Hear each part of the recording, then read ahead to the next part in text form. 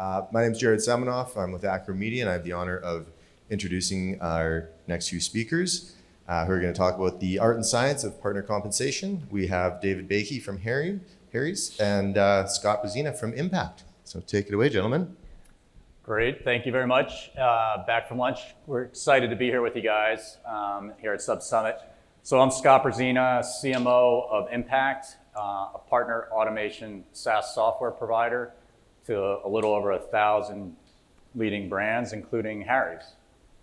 I'm David Bakey, Vice President of Direct to Consumer at Harry's. We're a men's grooming company selling products in shaving, shower, skincare that we sell online through harrys.com in both subscription and a la carte format. We also sell through retail partners like Target and Walmart. So David, I'm excited to be with you here today at SubSummit to cover Harry's phenomenal growth story, innovative business model, and thirdly, we're going to hit on partnership strategy, how partnerships has been key to their growth. So we're going to dive into philosophy, partner breadth, partner compensation approach that drives Harry's partnership revenue and overall company revenue. And you're gonna hear some key takeaways, some principles, we're calling them partnership principles, that are really critical to their partnership success. Partnership breadth, aligning partner incentives to customer, right at the title of our talk, Art and Science of Partner Compensation. Missions, and transparency between Harry's and all of their partners. So David's going to elaborate on those key points. But first, to put the power of Harry's approach and growth into perspective, show of hands, how many people saw the news about 3 weeks ago of Harry's $1.4 billion acquisition by Edgewell, right? Owners of leading brands, Schick, Banana Boat, and others. Yep. So amazing. Think about that. In just over 6 years, the Harry's team created 1.4, I'm exaggerating, 1.38 billion, I think was the official number. Can round up. And some other really interesting stats. Over that period, sold over 10 million razors, is closing in on becoming the #2 men's shaving brand. America, expanded beyond shaving to grow the #1 body wash SKU nationwide at Target. And all this against established giants like Gillette and Procter & Gamble in 6 years. And David has been with Harry's for a little over 4 years as Vice President of Direct to Consumer. And so his work has been really critical in driving a bunch of this growth. So handing it over to David for a second here, tell us, I mean, that's been a lot of change and a lot of growth in 4 years. Tell us how you've seen Harry's transform and evolve. Yeah, right. I mean, so 4 years ago, if I reflect back when I started, we were an online business only. We were selling shaving products only. We were in North America only. And we really just had one brand, which was Harry's. All of those things are now different, right? I mean, thinking about going global and expanding beyond North America into the UK, setting up an office in London, thinking about becoming a multi-channel company, so expanding beyond our roots as an online business and starting to think about which retailers would make sense for us to launch into, primarily because we want to be where our customers want to shop. Expanding our product portfolio beyond shaving, and so thinking about expanding horizontally across the bathroom to other products that would make sense to help guys get ready in the morning. And then the exciting launch of our new brand Flamingo, which is a women's, sort of body hair removal business, similar to Harry's in the sense that we were focused on shaving, but it's targeted and developed specifically for women.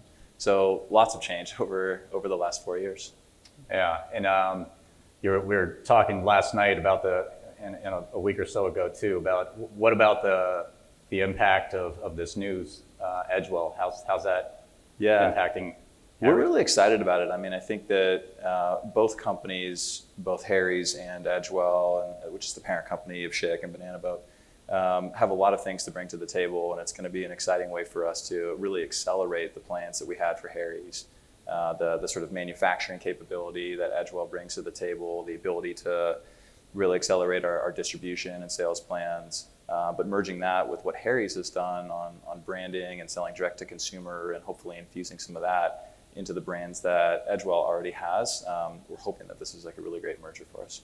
Yeah, really, I think the point, and when I saw the news first, I said, wow, that's a really brilliant move for Edgewell to take such a leap forward to get a master in D2C and subscription business, clearly get that expertise. And then as you were pointing out last night and a week or so ago, yeah, but it's Harry's is getting so much value out of what Edgewell has, infrastructure around the world and best practices and technology, right? So it's very really much mutually beneficial. Yeah, that's right. Yeah. So exciting. And then Harry's founders, so Jeff and Andy, Harry's co-founders, with Jeff having previously co-founded Warby Parker glasses business, right? Those leaders are no strangers to building a successful D2C and subscription businesses. But when we were meeting a couple months ago, our offices are really pretty close, a couple blocks away in New York. You could see it on the signage, and actually you felt it, the vibe, but it came up in our conversation about Harry's tries to be a little bit different. And in fact, that's like a principle that the co-founders initiated. And so what's behind that? Do you feel that is that critical and part of Harry's growth and DNA, or? Absolutely. Yeah, I think really what's behind it is we try to be hyper customer focused on everything that we do. And if you think about it, the whole story of Harry's started with a bad customer experience. And so the guys that started Harry's, Jeff and Andy, are customers themselves. And they were kind of looking at the sort of shaving industry and category and thinking about all the things that were wrong with it. And identifying the pain points that they had, trying to figure out if those pain points would resonate with other consumers. And it turns out that, yeah, like whether it was an experience at the retail shelf that was just a complete mess, or packaging that was impossible to open. You basically need a set of gardening shears to open up the blister packs, right? Yeah. The entire customer journey was just riddled with things that they're like, we think we can do this better. We think we can do it different and focus on what customers actually want. Yeah. And we know that we're not going to be able to compete, at least yet, with Gillette on marketing spend. They can definitely have the loudest bullhorn and be putting marketing dollars out in the world at a pace that we just can't keep pace with. But if we focus on the things that matter most to customers and then amplify those things throughout all of our marketing messages, we've shown that we can compete with them in a pretty material way. So I think that's when we think about being different, it's really about being customer centric in a way that our competitors aren't really. Yeah, that's and then think back to some of the high level stats that I talked about at the opening. You guys have clearly had success in that growth. Yeah. So what I heard there was hyper-focused on customer experiences, fixing pain points, being creative, thinking a bit different, back to the founders' principles. You said also, tell us about creating brand moments, and what does that mean at Harry's, and how is that critical to the growth? Yeah, for us, it kind of plays into everything that we do. So across the entire customer journey, really want consumers to have great experiences with our brand. An example might be, I mentioned the sort of blister pack that you might find at a retail environment for other brands. For Harry's, we created this really amazing set of frustration-free packaging, knowing that that's a consumer pain point. Mm-hmm. So for us to create a better moment for our brand at that moment in time is really important. And that sort of persists throughout the entire journey. Got this really cool moment where if you were to buy an 8-pack of razor blades, it comes in 2 4-packs inside of this cardboard box. If you pull out one of the 4-packs, it says, "You're stubble." You pull out the other 4-pack and it says, "Is in trouble." And it's just really cool moments like that humanize our brand. That happens in post-purchase experience too. We send emails to customers that introduce them to somebody on customer service. That's an expensive thing for us to do because we're not trying to sell you. We're just trying to say, if you have any problems, we're here for you and here's how you can reach out to us. And so, as you can imagine, a lot of people reach out and therefore it's expensive, but in our minds, it doesn't matter. It creates a better brand experience, which then reinforces the entire value proposition of Harry's. Yeah, that I don't know if there's probably Harry's customers in the audience. I'm one, and that I think that example of that messaging behind the razors, just another example of being different and creative. I know it brings a chuckle to me, and I hear other people comment about it. So continuing with that philosophy of thinking and doing things a little bit different, beyond traditional sales and marketing tactics and channels, what newer different channels are you using and focusing on to drive that much growth? Yeah. I mean, we're certainly in a lot of the existing marketing channels that you would expect us to be in, digital channels, offline channels. But we've been focusing a lot recently on partnerships, and that's been a big portion of our growth over the last couple of years, and will continue to be, I think, going forward. Yeah, so and we were having this conversation as we were thinking through the talk a couple of months ago, considering partnerships on equal footing as traditional sales channels and traditional marketing channels to drive growth. I think maybe that's another example of thinking a little bit different and being creative. But although I'd point out, and we had this discussion recently too, that we're starting to see more evidence of this thinking and examples and proof points in the market of how valuable partnerships can be to drive revenue and in comparison to traditional marketing channels and sales channels. And so two examples that we talked about, some folks may have already seen the first one, but back in this past September, a piece in Digiday that talked about Amazon driving over 650 million customer visits per month through their partnership program. It's amazing. Right, per month. That was in September, past September in Digiday. Now Amazon's obviously unique, but that's a big number, and any retailer is that wakes everybody up to try and figure out, well, wait a minute, that much traffic and business through partnerships, how can we do that? So I think Harry's is again being forward-leaning and creative in adopting those channels. So what are the keys to the partnership program and your partnership strategies? Yeah, well, I mean, we're not at 650 million visits a month yet, but for us, we think about kind of guiding principles for our partnership program, and kind of break them into like roughly 3 guiding principles. One is we focus on top of funnel, and we try to have a broad and pretty diverse group of partners across a lot of different industry segments. 2 is we try to create direct relationships with those partners and structured deals that really create a fair exchange of compensation. Should be fair for us, should be fair for the partner. And then 3 is we lean into data quite a bit, and we're fully transparent with that data with the partner. So those are the sort of 3 guiding principles that we think have allowed us to be successful in this space.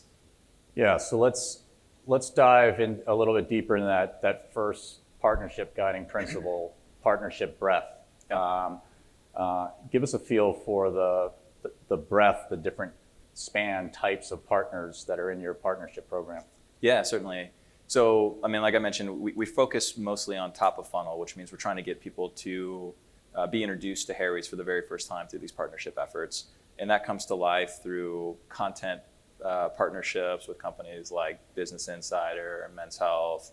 Comes to life through brand partnerships that we have with companies that are in a lot of different segments. It could be financial, companies like Amex or Chase. It could be travel, companies like Southwest or any of the other major airlines, some of the hospitality groups, mobile telecom, companies like Verizon. So we do a lot of these brand partnerships where they're really in it to try to create something of value for their consumers. We do a lot of kind of traditional partnerships with companies who are looking to receive revenue compensation, which would be like the sort of tier 2 ad networks, email partners, companies like that. We have hundreds of different partnerships at this point, but we're trying to not kind of keep all of our eggs in one basket and try to sort of spread that across a lot of different partners. So how did you get started in exploring the expansion of that partnership ecosystem? Did it start with one type of partners and partnerships, and then how did it get to be so broad? It's a great question. It really for us started with inbound. So we have an in-house customer service team, and they noticed that there were a lot of people reaching out that weren't necessarily customers, but people that were saying like, hey, I really want to promote you, or I want to partner with you, or we think we can talk about Harry's. And there was no group or really internally anybody that was like fielding that.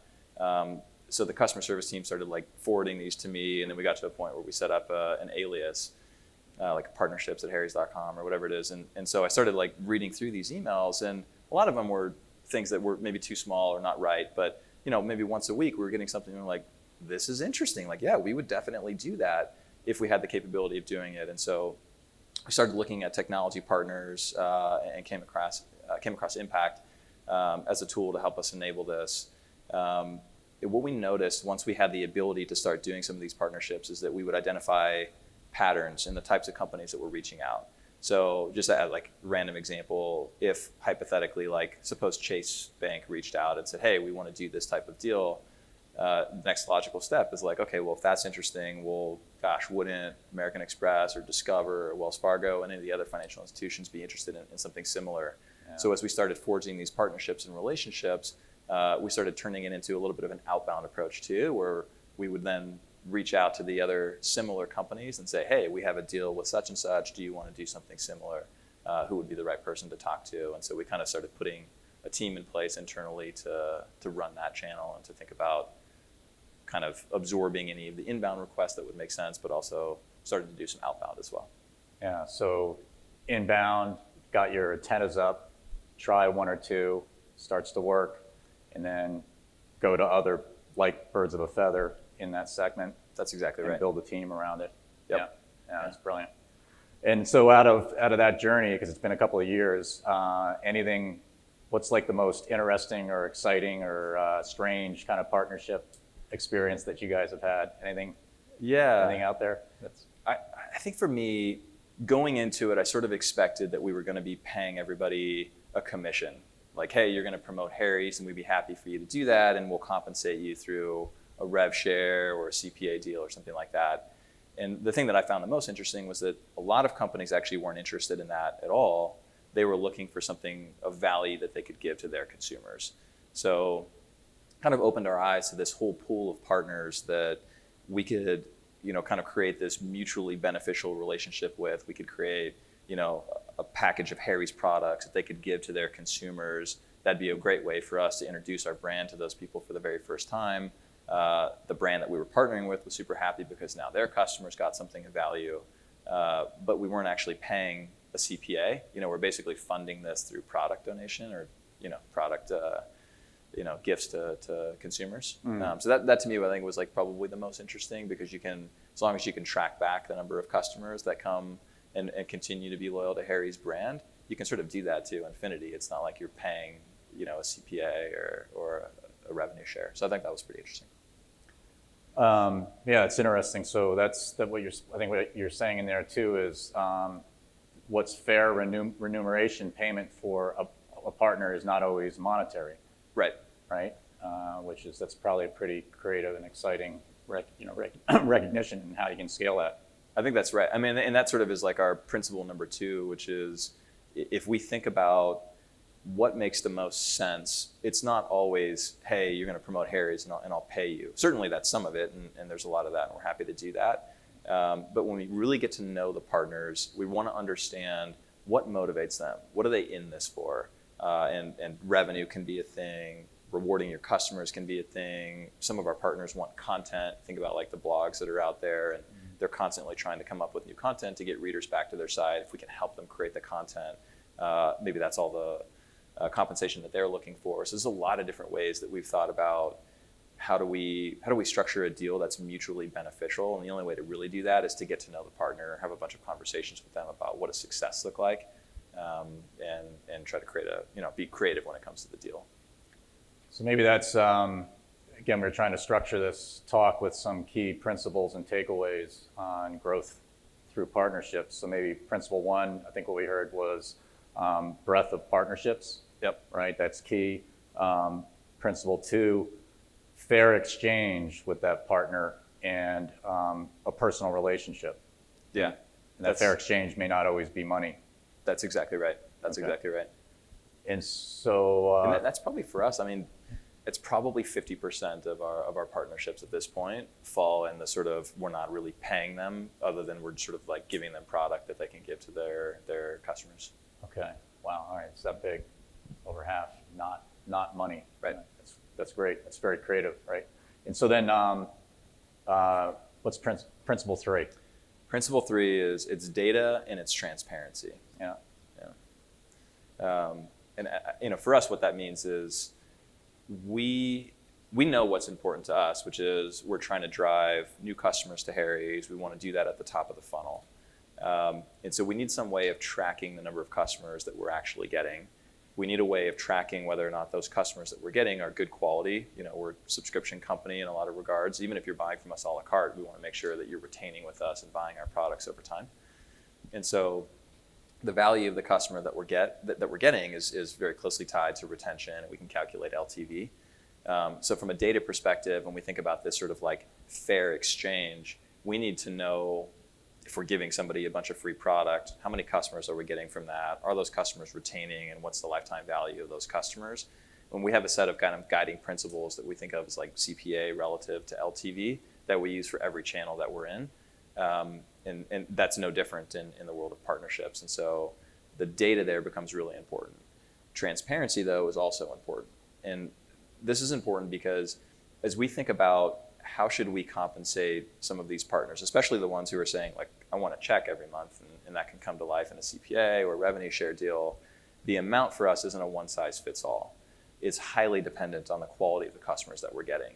So if we pretend that you're a partner and you're sending us a bunch of customers, and those customers are really, really good customers, we're incentivized to then pay you more for that. We want to make sure that it's fair and it's equitable. But suppose we have another partner, partner B, they're sending us customers that maybe they only place 2 purchases with us, and they end up churning out much more quickly than the customers that you're sending. It's not really fair if we're paying that customer the same amount or the same CPA. So the transparency there becomes important, because if I go to partner B and I say, well, look, I'm paying Scott, let's call it $20 a customer, I'm making up a number.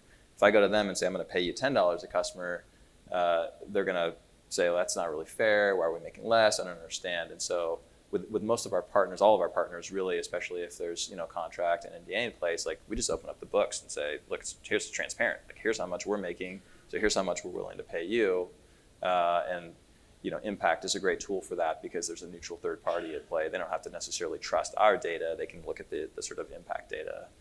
So the data and the transparency become really important for us. Yeah, that's taken, and I think the definition of partnership to a whole nother level, that level of transparency and open book, right? So you kind of cascade it into it. But so how's technology being used to help you execute your partnership program and scale it and execute it?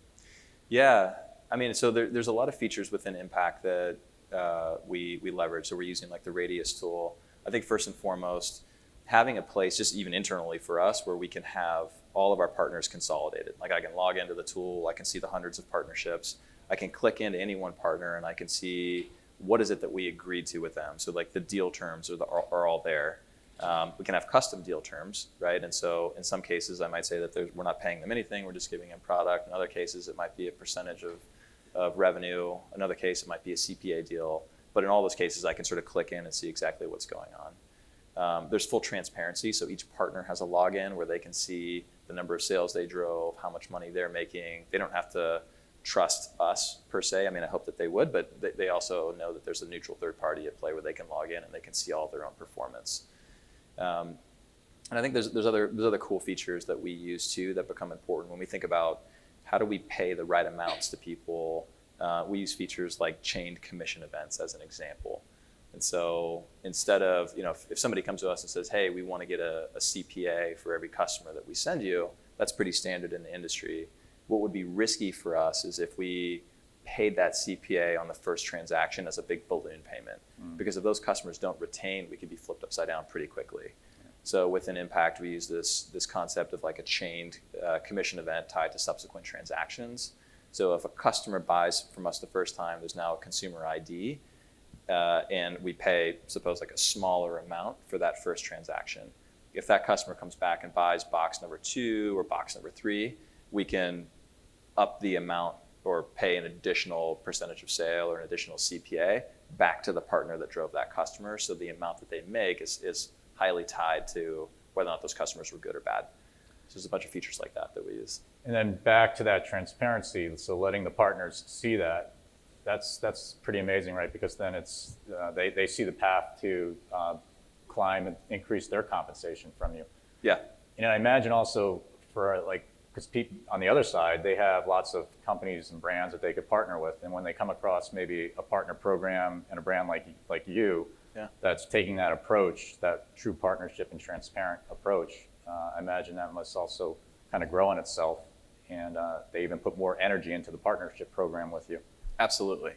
Yeah, I mean, a lot of the personal relationships that we develop initially to structure the deal, they continue on where we're talking to these partners monthly or quarterly and thinking about new ways of promoting, new things that we can do on both sides to generate more value, which is important. There's other tools too that we use. Like there's a cool report that we look at called a leapfrog report. As I mentioned, we're trying to drive a lot of top of funnel awareness. So a not good scenario for us would be if we ended up with a lot of transactions that were really coming from the bottom of the funnel. Somebody heard about us on podcasts, they heard about us on social media, and then an affiliate partner came in and stuffed a cookie at the bottom right when somebody was about to transact. It's not really top of funnel. It looks like it's generating a lot of value, but it isn't really. The leapfrog report allows us to see all of the different marketing touch points leading up to the transaction, and we're really looking for things that had no marketing touch points before the transaction, not lots, because then that shows us that it was really somebody that was introduced to our brand for the first time. Yeah, that's smart. Yeah, and then all right. So, being careful of the time. Thanks. Yeah. Because we do want to have some time for questions from the audience. But before I turn it over to the audience, so what's next for Harry's? I mean, Edgewell, 1.4 billion. What do you think? Yeah. I mean, we truly believe that the merger with Edgewell is going to accelerate a lot of our plans. If our vision for Harry's, the brand, not Harry's, sort of like Inc., but the brand of Harry's is want to be a global multi-channel grooming brand. It's going to expand our ability and accelerate our ability to launch globally. We're right now looking at where are the other places where we could sell Harry's. Right? When we thought about Target and Walmart, it was because our consumers were shopping there. There's a lot of other places where our consumers shop where we don't sell our products yet, and we want to fix that. There's a lot more products that we can create as we think about expanding into becoming a grooming brand, and not just being a sort of a shaving plus company. Like people know us for shaving, and plus they've got a great body wash and great skincare products. But to the extent that we can figure out how to get customers to acquire into these products for the first time and continue to expand that portfolio, you're going to see a lot of new products coming from us. In fact, in the next month, we're going to be launching a new set of products. So keep on the lookout for that. And then brand for us is going to continue to be a focus. We want to continue to surprise and delight. And internally, we say maintain the magic and continue to do the things that don't necessarily scale, but that are really great experiences for our customers. Well, it's going to be exciting. We're great to be partnered with you, and we're excited on this journey together. So thanks. That ton of insights. Thanks. In 20, 30 minutes. We do have a couple minutes for questions. There's a mic here. Anything?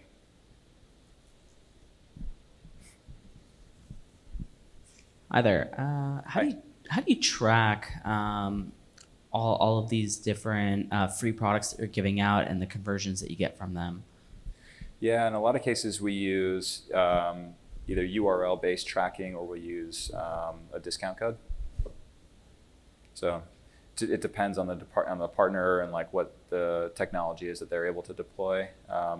We have a lot of URL-based sort of tracking that allows somebody to check out without requiring a credit card. In some cases, we have like a trial set, for example, that somebody can get. In other cases, you get that, but if you enter a specific code that will give the partners like a batch of like, here's 50,000 codes or whatever, that allows the consumer to get an additional product tossed into the box for free, so we can kind of like sweeten the deal. And then we have reporting with the partner. So if we give, like, let's say you were a partner and we gave you a bunch of codes, what we say is like every month, send us back a report of the codes that were used. And so we know which ones were used and which ones were unused. That allows us to know which products are given out for free. And then when that transaction happens, that's how we know the number of new customers that we got from it. And then we can track that through our like retention and LTV reporting. Is there a system that we use for that is the question. So Impact Radius helps us with sort of, the URL-based tracking. It's probably a lot of different systems is the answer. We use Google Analytics for URL tracking. We've got a bunch of internal tech. We're not on any kind of e-commerce platform. It's all homegrown. And so there's a lot of things that we've just built that are custom. I got a quick question on discount codes as well. How do you deal with discount codes that kind of get out in the open? They start getting shared and in channels that they were not meant for. Yeah, I mean, there's two ways. One is we use single-use codes in a lot of cases. So if we're giving a partner a big batch of codes, it's a single-use code. So if that did get out there, you're really limiting your exposure in that way. The other way is we try to cycle through code. So if there is a code that's like, if we're putting it on a podcast or something like that, and that code's going to live there for a while, we'll expire that code after some period of time and give them a new code that's either a date stamp or something like that. And we try not to do that too often, but we're pretty mindful of the codes that we think have leaked.